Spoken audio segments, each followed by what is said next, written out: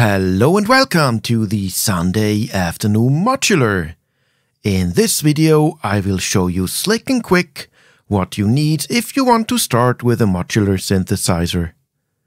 I will not go into depth of the different modules. If you want to know more about filters, ADSR, VCAs, check out my Learn Modular Synths playlist. It will pop up at the end of this video. What I show you here is for a classic synthesizer. If you want to use a certain synth voice instead of a VCO, or create your own drum computer, the setup will be different. I will show in a future video what you need for a little drum computer. But for now, let's focus on a classic synth. I will use Softube Modular in this video as it's easier for me to show you. First of all, you need a case. There are different cases in different sizes on the market. If you are unsure if modular synths really are a thing for you, you might want to start with a smaller one. But make sure that the case has enough space and enough power for all your modules.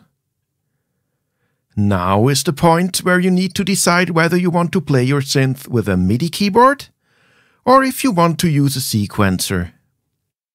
If you want to use a MIDI keyboard, you will need a MIDI to CV converter, where you can connect your MIDI keyboard to. Now, the hardware module will have a MIDI connector, of course. If you don't want to play the music yourself, you can get a sequencer. It easily lets you create musical sequences. A lot of sequencers have an internal clock. If the one you want does not have an internal clock, you need to get an external one. The clock basically controls the speed of your sequence. Next, I have two VCOs on the list. I would get at least two because only one VCO is a bit boring. VCO stands for Voltage Controlled Oscillator and is the module that creates the whole sound. At this point, you could consider a quantizer. A quantizer puts all notes into a certain scale. It's not a must-have and you easily can add it at a later point. Then I have a multiple module here. This is to multiply control voltages. As you see, I use a multiple here to split the note or pitch signal to feed it to each oscillator. For pitch signals, I do recommend a buffered multiple.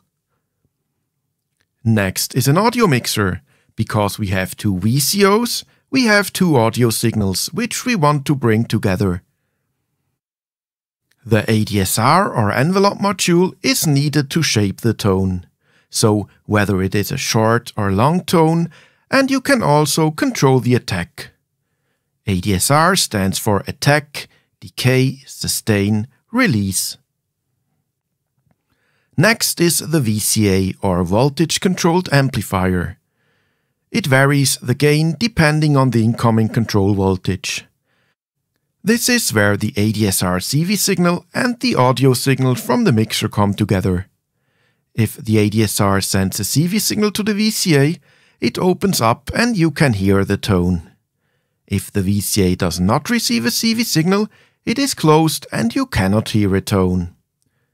ADSR and VCA are important because the VCO outputs a constant tone. Now that would already be quite a good synth to start with.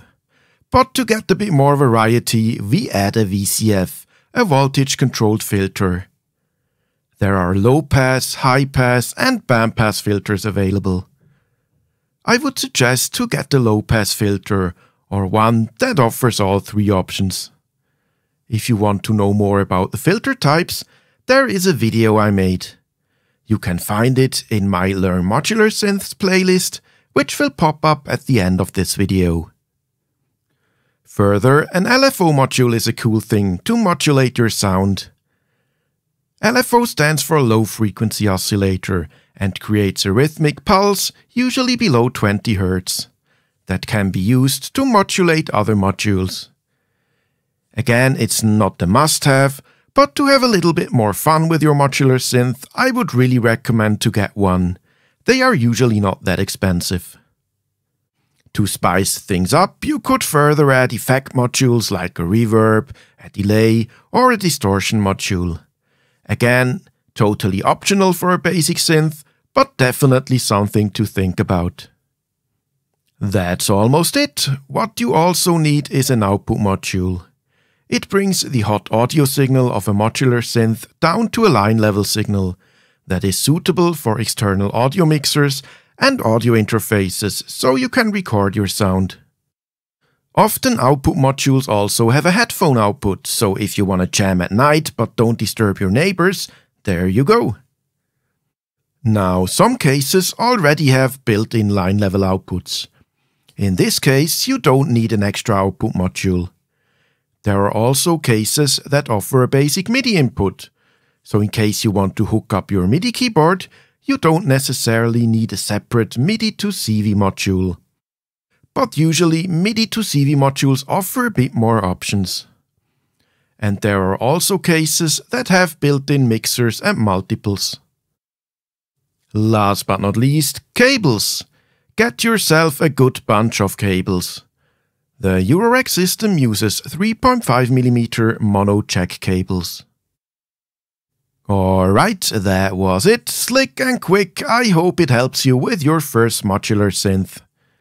If you want to know more about filters, ADSRs and VCAs and how to connect everything together, check out my Learn Modular Synths playlist. There will be more videos coming in the future, so make sure you subscribe to the channel, leave a like and share the video with others if you find it useful, which I hope you do. So long, have a great day, evening or night, and see you next time on the